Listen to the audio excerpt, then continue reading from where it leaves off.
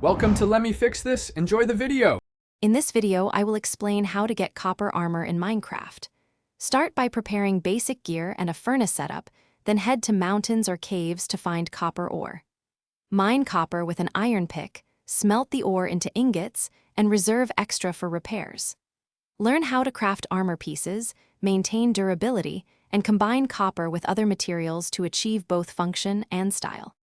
Gather supplies and approach mining with a plan, focusing on mountain and dripstone cave biomass where copper shows up more often.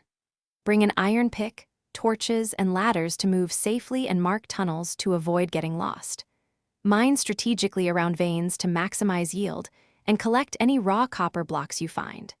Keep extra chests nearby to store ore and ore blocks while you continue exploring deeper levels. Smelt the copper ore in a furnace, or use a blast furnace if you want faster output, then gather enough ingots for the armor set. At a crafting table, place ingots in the armor patterns to create helmet, chestplate, leggings, and boots. Remember to wax finished copper armor to stop oxidation and repair items at an anvil using spare ingots. These steps keep your armor functional and looking the way you prefer. Thanks for watching. If you found this helpful, don't forget to like and subscribe.